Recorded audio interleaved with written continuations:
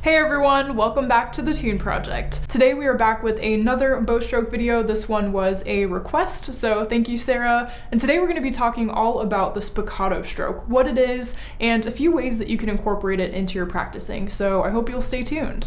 And before we get into this one, if you like this video and find it to be helpful, please give it a thumbs up. And if you're not already subscribed to the Tune Project, I post here 2 times a week, so feel free to hit that subscribe button below and the bell so that you can be notified each time I post a new video. So just as a quick little recap of the bow strokes that we've talked about so far here on the Tune Project, we first talked about staccato, which is our short and separated stroke, and then we talked about legato, which is our smooth and connected stroke. Well, spiccato is different from both of these bow strokes in the sense that this is what we consider the bouncing stroke. And there are multiple types of bouncing strokes, but this one in particular is what we're going to be covering today. Now, this is not an easy bow stroke by any means. It's definitely not a beginner bow stroke, so if you are a beginner and you're struggling with this, don't lose hope, because it's one of those things that it just comes with time and practice. So for spiccato, what we want to do first is find what we call the balance point of the bow. So it's not necessarily the middle of the bow,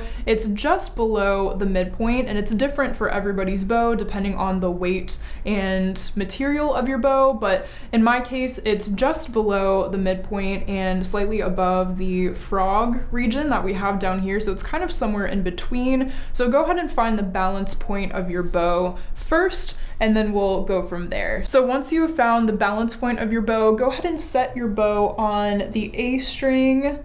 And once you have set it, we're actually going to come off of the A string. So once you have found that balance point and you feel like you're in a good spot for this bow stroke, we're going to just lift our bow slightly off of the string. So you can come off by about an inch.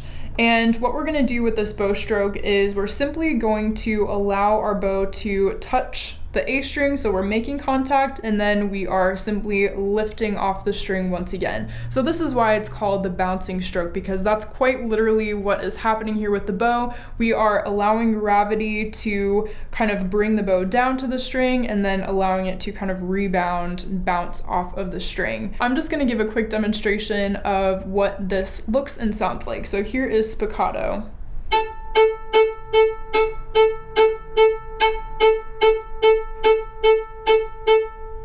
All right, so let's go ahead and try that together. So again, we are finding the balance point. We're starting from slightly above the string, and we are simply allowing the bow to bounce off of the A string. So let's go ahead and give this a try.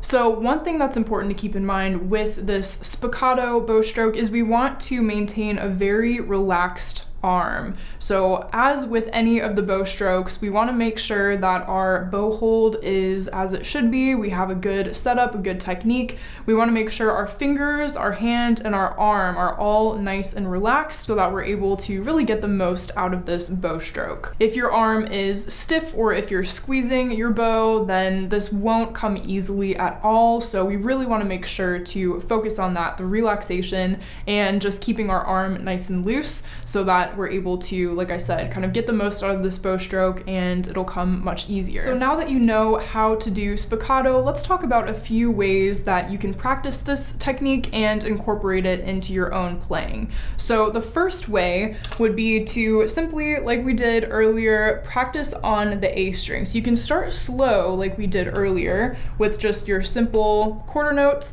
and then you can move on to eighth notes and even 16th notes so that you are practicing just increasing the tempo, increasing the speed. A lot of this motion is actually coming from our fingers and our hand and our wrist. So we want to make sure that all of those are very relaxed so that we're able to really kind of maximize this bow stroke. Like I said earlier, if your hand or if your arm is stiff, you know, it's just not going to work out as well. We really want to make sure that we're keeping everything here nice and loose so that we're able to kind of keep the momentum going.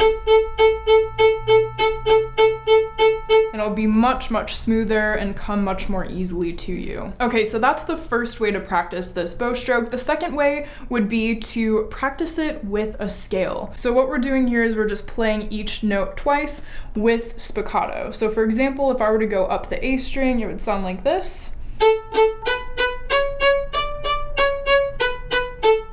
And of course you could go through a whole scale, you could do multiple bows on each note, but that's just an example of one way to kind of work this into the left hand as well and kind of incorporate your left hand into the spiccato situation. All right, and the third way that you can incorporate spiccato into your everyday playing and practicing is by simply incorporating it into a tune or a piece that you already know. So for this example, I'm gonna use a very kind of beginner level piece that everybody knows, Twinkle Twinkle Little Star, and here is how I would incorporate spiccato into this song.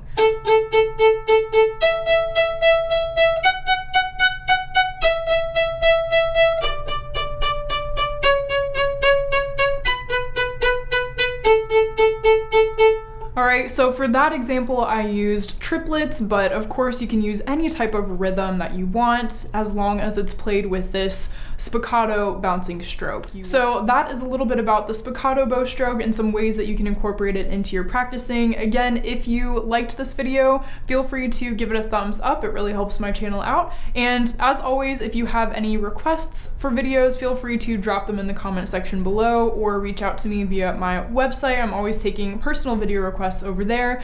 And until next time, happy practicing. If you'd like to further your support of the Tune Project, be sure to head over to patreon.com/thetuneproject for information on that. And if you're planning on buying any music or doing any shopping on Amazon, be sure to head over to the Tune Project website, which I linked in the description box of all of my videos. Click my Amazon banner, and whatever you purchase, a small percentage of that will go toward the Tune Project. This just keeps the Tune Project going and allows me to continue to create free content for you all.